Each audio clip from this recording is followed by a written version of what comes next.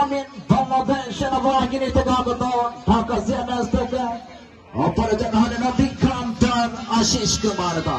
তারা মাঠে প্রবেশ করছেন।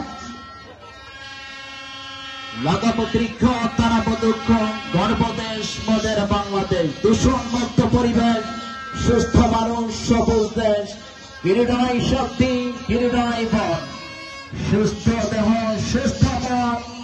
আলতাফ মাহমুদ দীপশিখারের দুই রায়ন ক্রীড়া স্মার্ট ক্রীড়াঙ্গনের উপজেলার জনাব আলতাফ মাহমুদ দীপশিখারের দর্শক। সুপ্রিয় দর্শনার্থী, আপনারা উপভোগ করতে যাচ্ছেন একেবারে মেগা ফাইনাল পর্বের চূড়ান্ত খেলাটি, যেখানে মুখোমুখি হচ্ছে অত্যন্ত শক্তিশালী দুটি দল, যারা ৪৮টি খেলা ইতিমধ্যে শেষ হয়েছে।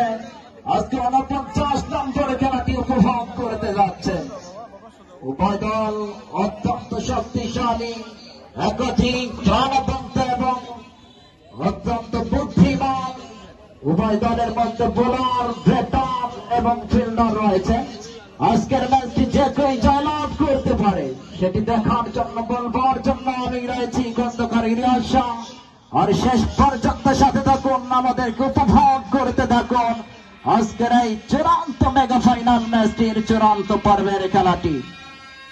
আপনার দায়িত্বে রয়েছেন আশিস কুমার দা এবং সৈনিক আল আমিন। স্কোর বোর্ডে রয়েছেন জহির রায়হান এবং আমার সাথে রয়েছেন হানিফ সরদার।